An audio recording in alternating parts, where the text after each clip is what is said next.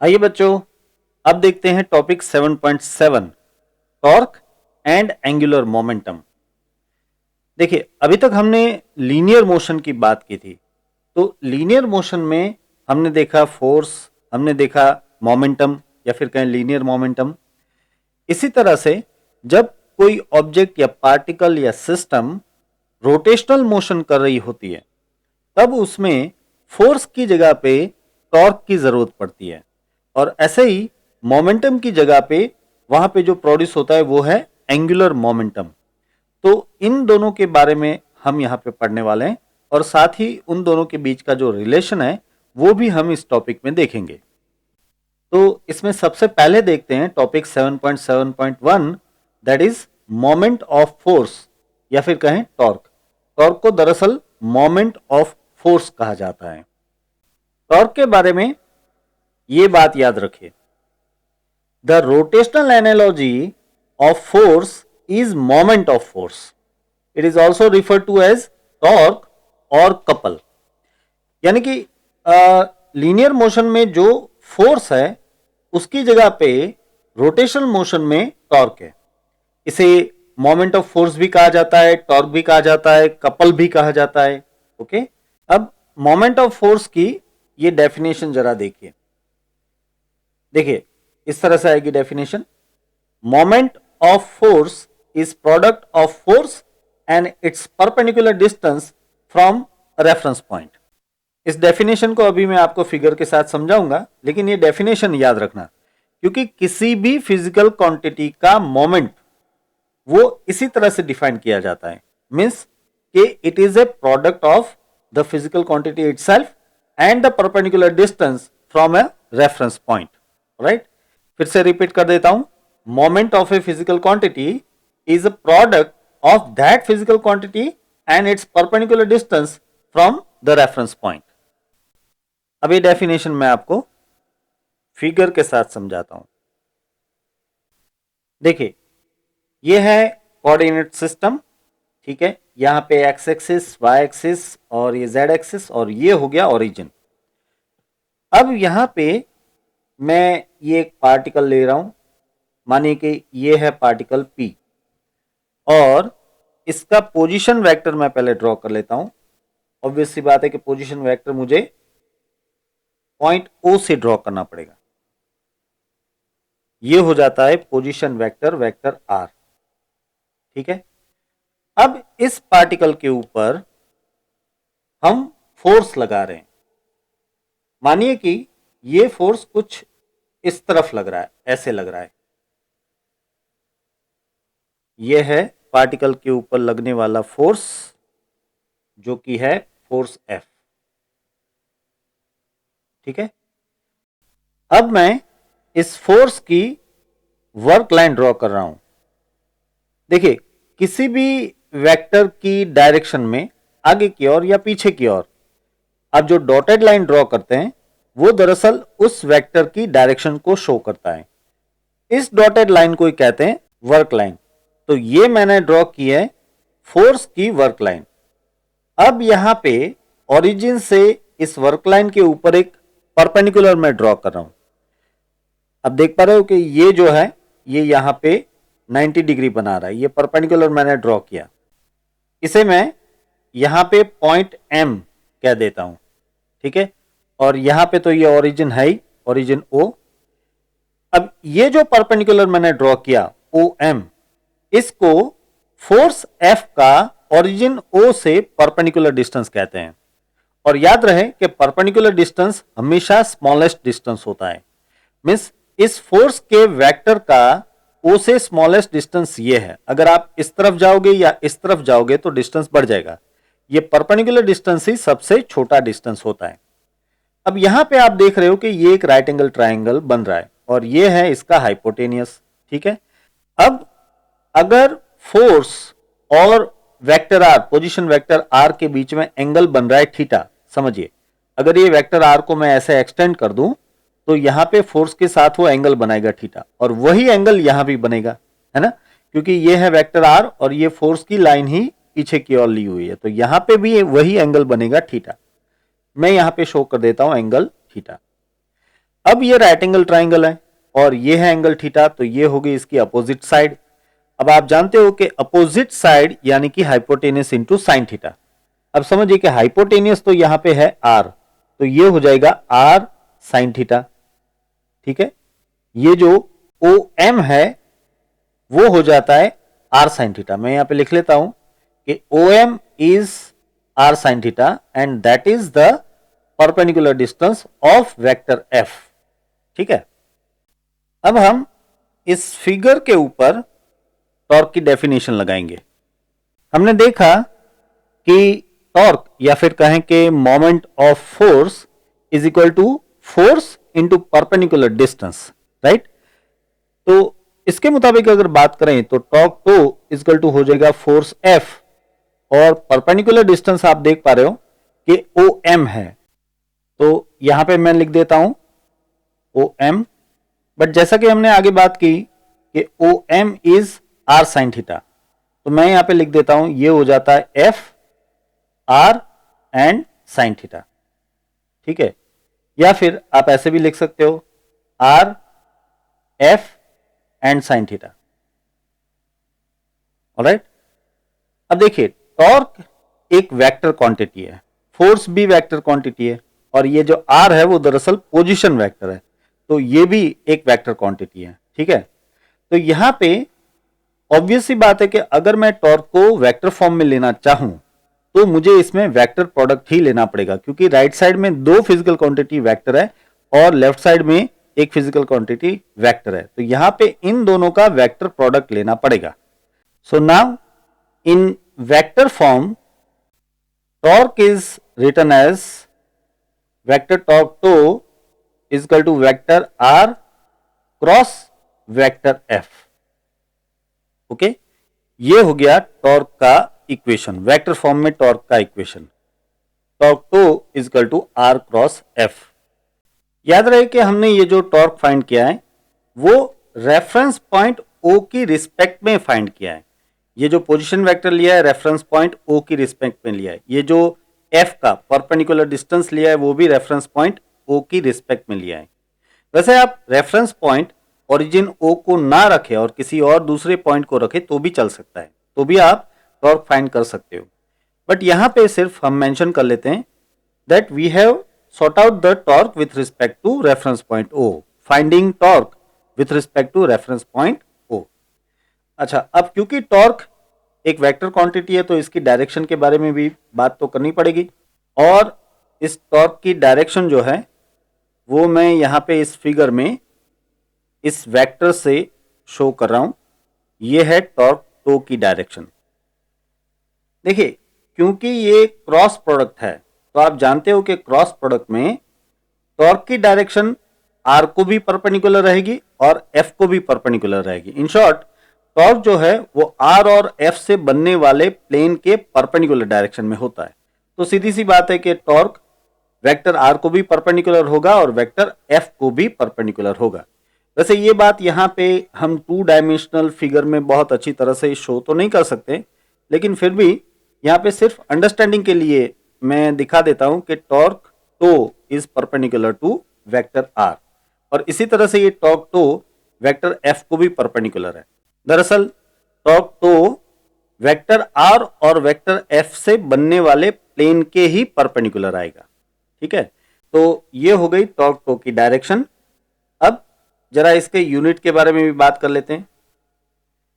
देखिए, यहां पे एक है फोर्स और एक है डिस्टेंस, राइट। तो सीधी सी बात है कि यूनिट हो जाएगा newton metre. Alright, newton metre. वैसे तो न्यूटन मीटर यानी जूल भी होता है, लेकिन जूल जो है वो हम एनर्जी और वर्क के लिए यूज करते हैं, यहां पे जूल जनरली नहीं लिखा जाता। अच्छा, इसी तरह से अगर हम बात करें डायमेंशनल फॉर्मूला की, तो इसका डायमेंशन फॉर्मूला बन जाएगा m1 l2 एंड t-2। आप देख पा रहे हो कि ये डायमेंशन फॉर्मूला वर्क और एनर्जी में भी होता है, बट याद रहे कि टॉर्क वर्क और एनर्जी से बिल्कुल अलग फिजिकल क्वांटिटी है, क्योंकि सीधी सी बात है वर्क और एनर्जी दोनों स्केलर क्वांटिटी है, जबकि टॉर्क वेक्टर क्वांटिटी है। ठीक है, अब आगे बढ़ते हैं, टॉर्क के इस वेक्टर फॉर्म के इक्वेशन पे कुछ बात करते हैं। जैसे कि हमने देखा कि यहां पे टॉर्क टो वेक्टर फॉर्म में इस तरह से लिख सकते हैं, आर क्रॉस एफ। ठीक है, तो अब इसे मैग्नीट्यूड फॉर्म में आप दो तरह से लिख सकते हो। एक तो आप लिख सकते हो कि torque tau is equal to R and then F sine theta. ठीक है, और एक आप लिख सकते हो कि torque tau is equal to F and then R sine theta. ये इक्वेशन दरअसल एक ही हुआ, लेकिन मीनिंग इसका थोड़ा सा अलग होता है। देखिए, यहां पे पहले इक्वेशन में ये है आर यानी कि मैग्नीट्यूड ऑफ पोजीशन वेक्टर, और ये है एफ साइन थीटा यानी कि वेक्टर एफ का आर के परपेंडिकुलर कंपोनेंट। ये एफ साइन थीटा क्या है? वेक्टर एफ का यानी कि फोर्स के वेक्टर का पोजीशन वेक्टर आर के परपेंडिकुलर ऐसा कंपोनेंट है ये। तो टॉर्क का इक्वेशन बन जाता है torque tau is equal to magnitude of position vector multiplied by perpendicular component of force F. Right, तो ये हो गया एक इक्वेशन। दूसरा इक्वेशन ये देखिए, यहां पे ये तो है फोर्स एफ का मैग्नीट्यूड और ये है R sine theta. R sine theta यानी कि perpendicular distance of force from the reference point, या फिर इसे आप वेक्टर आर का परपेंडिकुलर कंपोनेंट भी कह सकते हो। यानी कि टॉर्क का एक और इक्वेशन ये बन गया कि भाई torque tau is equal to magnitude of force F and perpendicular component of vector R. तो इस तरह से हमें टॉर्क के दो इक्वेशन मिलते हैं। उन दोनों में से किसी भी इक्वेशन को यूज करके हम टॉर्क टो फाइंड कर सकते हैं, उसका मैग्नीट्यूड हम फाइंड कर सकते हैं। यहां पे मैं एक बार फिर से आपको टॉर्क के दोनों इक्वेशन समझा देता हूं। एक equation torque tau is equal to magnitude of position vector and perpendicular component of force F. दूसरा equation torque tau is equal to magnitude of force F and perpendicular component of position vector R. तो इस तरह से आप torque find कर सकते हो। अब यहां पे टॉर्क के बारे में कुछ इंपॉर्टेंट बातें नोट कर लेते हैं हम। देखिए, सबसे पहली बात कि if position vector R and force vector F both are parallel, तो ऑब्वियसली बात है कि इसमें थीटा इजकल टू क्या हो जाएगा? जीरो। अगर थीटा इजकल टू जीरो है तो टॉर्क टो इजकल टू हो जाएगा R F sine theta, but theta यानी कि जीरो तो साइन जीरो ले रहा हूं, बट साइन जीरो जीरो हो जाता है यानी कि टॉर्क लगेगा ही नहीं। इसी तरह से अगर थीटा इजकल टू 180 डिग्री है, अगर थीटा इजकल टू 180 डिग्री है तो यहां पे साइन 180 आ जाएगा, साइन 180 भी जीरो होता है, तो ऐसे में भी टॉर्क जीरो हो जाएगा। इसका मतलब कि अगर वेक्टर आर और vector F, position vector R और फोर्स वेक्टर एफ दोनों एक ही डायरेक्शन में है या एग्जैक्टली अपोजिट डायरेक्शन में है, तो ऐसे में कोई भी टॉर्क लगता नहीं है। अब दूसरा पॉइंट,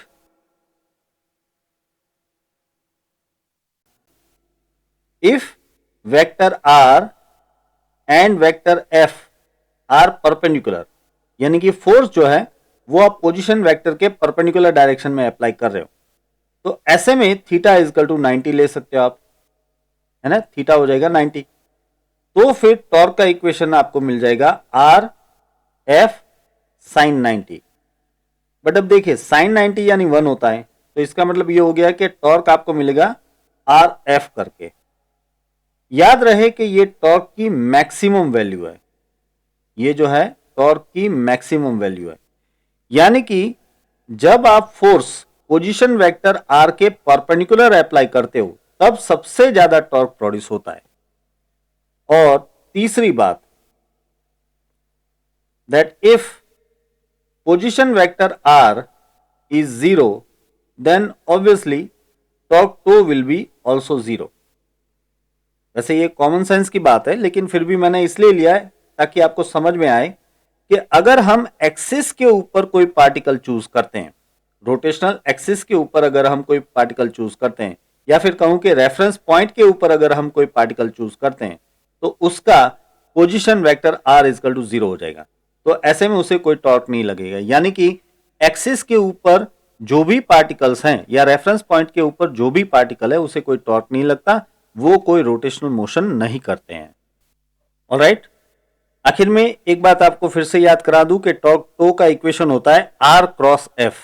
ध्यान रहे कि आप गलती से torque tau is equal to f cross r मत ले लेना, क्योंकि r क्रॉस f और f क्रॉस r दोनों सेम नहीं होते। ऑलराइट, अब देखते हैं topic 7.7.2 that is angular momentum of particle. यहां पे हम एंगुलर मोमेंटम के बारे में बात करेंगे। सबसे पहले एंगुलर मोमेंटम के लिए यह बात जान लीजिए, the angular momentum is the rotational analogy of linear momentum. यानी कि जिस तरह से लीनियर मोशन में लीनियर मोमेंटम है, उसी तरह से रोटेशनल मोशन में एंगुलर मोमेंटम है। जितना इंपॉर्टेंट लीनियर मोशन के लिए लीनियर मोमेंटम है, उतना इंपॉर्टेंट रोटेशनल मोशन के लिए एंगुलर मोमेंटम भी है। अब इसे समझने के लिए जरा ये फिगर हम देखते हैं। देखिए, यहां पे ये है कोई पार्टिकल P जिसका position vector reference point O की रिस्पेक्ट में R है। फिर से कह रहा हूं, रेफरेंस पॉइंट O की रिस्पेक्ट में इस पार्टिकल P का पोजीशन वेक्टर जो है वो है R, और ये पार्टिकल P अभी इस तरफ वेलोसिटी v से जा रहा है, इस तरफ वेलोसिटी v से जा रहा है। तो यहां पे O के रिस्पेक्ट में हम एंगुलर मोमेंटम फाइंड करेंगे। इसके लिए सबसे पहले मैं वेलोसिटी वेक्टर की एक्शन लाइन या फिर कहें कि वर्क लाइन ड्रॉ करता हूं। देखिए, यहां पे वेलोसिटी वेक्टर v की ही डायरेक्शन में पीछे की ओर ऐसे डॉटेड लाइन जो मैंने ड्रॉ किए, इसे वेलोसिटी वेक्टर v की वर्क लाइन या फिर एक्शन लाइन कहते हैं। याद रहे कि वेलोसिटी के डायरेक्शन में ही लीनियर मोमेंटम भी होता है ना। तो मैं यहां पे लिख देता हूं लीनियर मोमेंटम p। ये जो डायरेक्शन है वो वेक्टर p की भी डायरेक्शन है, लीनियर मोमेंटम p की भी डायरेक्शन है। तो ऑब्वियस सी बात है कि ये जो लाइन ऑफ एक्शन है या फिर कहें कि वर्क लाइन है, वो मोमेंटम p की भी वर्क लाइन हुई। अब यहां पे मैं रेफरेंस पॉइंट O से इस एक्शन लाइन के ऊपर एक परपेंडिकुलर ड्रॉ कर रहा हूं। देखिए, इस परपेंडिकुलर पॉइंट को मैं यहां पे कह देता हूं M। तो OM जो है वो एक परपेंडिकुलर लाइन है, किसके साथ? वेलोसिटी वेक्टर v के साथ, या कहें कि लीनियर मोमेंटम p के साथ। अब एक और बात, देखिए, ये है डायरेक्शन पोजीशन वेक्टर r की और ये है डायरेक्शन वेलोसिटी वेक्टर v की। तो यहां पे पोजीशन वेक्टर r और वेलोसिटी वेक्टर के बीच में एंगल होगा, मानिए कि वो एंगल है थीटा। तो वही सेम एंगल यहां भी प्रोड्यूस होगा। तो मैं यहां पे शो कर देता हूं इस तरह से एंगल थीटा। याद रहे कि ये एंगल थीटा दरअसल पोजीशन वेक्टर वेक्टर r और लीनियर मोमेंटम p के बीच का एंगल है। अब समझिए, ये एक राइट एंगल ट्राइंगल बन रहा है, ठीक है, और ये है हाइपोटेनियस। तो ये हो गई एंगल की अपोजिट साइड। अब अपोजिट साइड यानी कि हाइपोटेनियस इंटू साइन थीटा, यानी कि ये हो जाएगा r साइन थीटा। मैं यहां पे लिख देता हूं, ये है r साइन थीटा। यहां पे OM जो है वो है परपेंडिकुलर डिस्टेंस। किसका perpendicular distance? Linear momentum p का रेफरेंस पॉइंट O से परपेंडिकुलर डिस्टेंस, और इसकी वैल्यू आपको मिल रही है r साइन थीटा जितनी, ठीक है। अब देखते हैं हम एंगुलर मोमेंटम की डेफिनेशन। देखिए, एंगुलर मोमेंटम दरअसल मोमेंट ऑफ मोमेंटम भी कहलाता है। देखिए यहां पे angular momentum is also known as moment of momentum. So angular momentum is product of linear momentum and perpendicular distance of linear momentum. देखिए, मैंने थोड़ी देर पहले ही आपको समझाया कि किसी भी फिजिकल क्वांटिटी का मोमेंटम यानी कि उस फिजिकल क्वांटिटी की मैग्नीट्यूड मल्टीप्लाइड बाय उस फिजिकल क्वांटिटी का परपेंडिकुलर डिस्टेंस। तो वही हो रहा है यहाँ पे एंगुलर मोमेंटम जो है वो मोमेंट ऑफ मोमेंटम है, तो इसका मतलब ये हुआ कि it is a product of linear momentum and perpendicular distance of linear momentum. तो इस तरह से हम लीनियर मोमेंटम जिसका सिंबल है एल, इसे इस तरह से लिख सकते हैं। पहले मुझे लेना है linear momentum P multiplied by perpendicular distance of momentum P, that is OM। ठीक है, बट ये OM is equal to R sine theta होता है, तो हम इसे लिख सकते हैं P R साइन थीटा। ठीक है, तो ये हो गया linear momentum multiplied by perpendicular distance of linear momentum which is known as angular momentum, या फिर इसको मोमेंट ऑफ मोमेंटम भी कहते हैं। अब आगे बढ़ते हैं और एंगुलर मोमेंटम का वेक्टर फॉर्म में इक्वेशन लेते हैं। Vector form of angular momentum. देखिए, एंगुलर मोमेंटम को वेक्टर फॉर्म में इस तरह से लिखा जाता है, vector L is equal to vector R cross vector P। Vector L is equal to vector R cross vector P। ये हो गया हमारा एक इंपॉर्टेंट इक्वेशन, इसे ब्रैकेट कर लेते हैं हम। वैसे इसे आप इस तरह से भी लिख सकते हो, vector L is equal to R cross MV। यहां पे मोमेंटम P यानी कि MV ऐसे भी लिख सकते हैं हम। अब जरा इसके यूनिट के बारे में बात कर लेते हैं।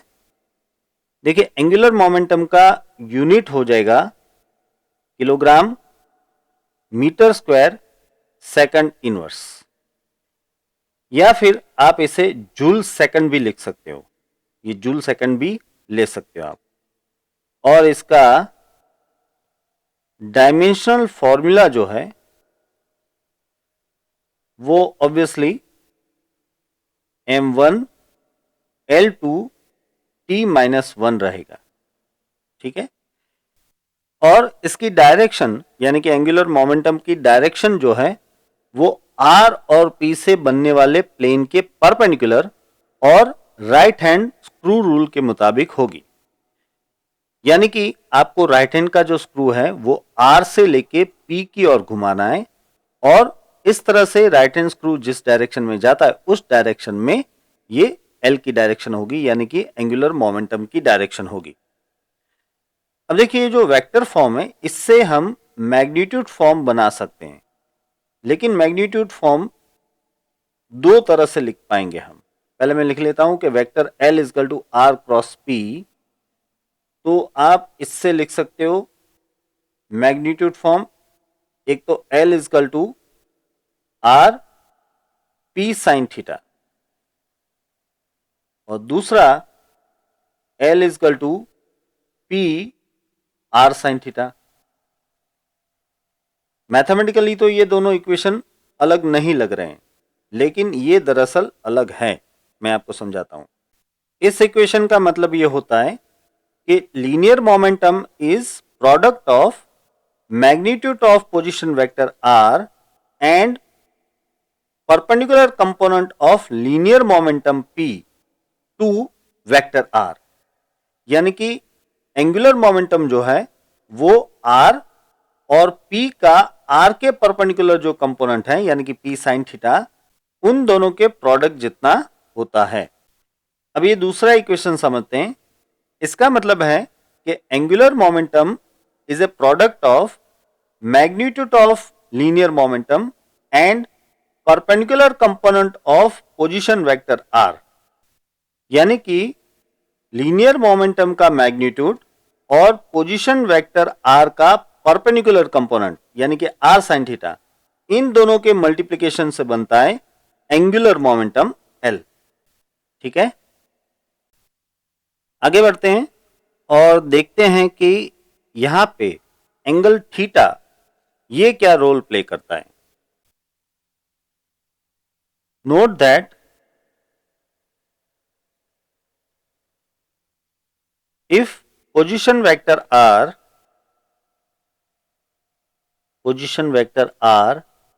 and linear momentum P are parallel,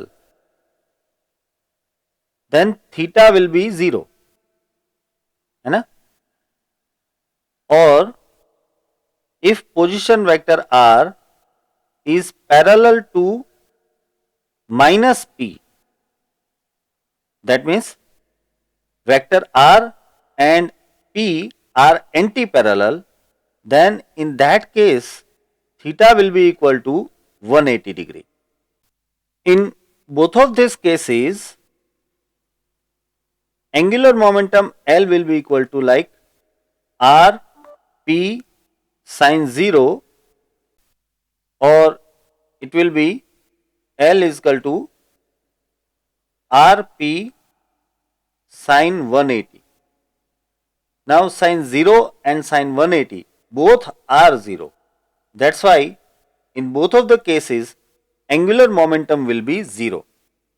यानी कि अगर मोमेंटम जो है वो पोजीशन वेक्टर r की डायरेक्शन में ही है या फिर उसके अपोजिट डायरेक्शन में है, तो इन दोनों ही केस में एंगुलर मोमेंटम 0 रहेगा. अच्छा, दूसरा पॉइंट नोट कीजिए, that if position vector r is perpendicular to linear momentum p, then in this case theta will be obviously 90 degree. Then in this case angular momentum L will be equal to rp sin 90, and sin 90 is 1, so obviously L will be equal to just rp, which is the maximum value. Mind well, this is the maximum value of angular momentum. So when position vector r and linear momentum p are perpendicular, in that case angular momentum will be maximum. Alright, तो इस तरह से बच्चों आज हमने torque और angular momentum के बारे में पढ़ा, उसकी डायरेक्शन, उसके यूनिट, उसके डायमेंशन फॉर्मूला और उसके इक्वेशंस के बारे में हमने जाना. यहां पे एक बात आपको याद रहे कि टॉर्क या फिर एंगुलर मोमेंटम ये दोनों ही किसी एक रेफरेंस पॉइंट के रिस्पेक्ट में ली जाती है. आप रेफरेंस पॉइंट कोई भी रख सकते हो, ठीक है? तो इसी के साथ ये लेक्चर मैं यहां पे समाप्त करता हूं और साथ ही बता दूं आपको कि इन सारे टॉपिक्स के क्वेश्चन आंसर्स की पीडीएफ की लिंक डिस्क्रिप्शन में रख दी है, आप उन्हें डाउनलोड करके उसमें से लिख सकते हो, ठीक है? So here with Anshun Baldania signing off, take care.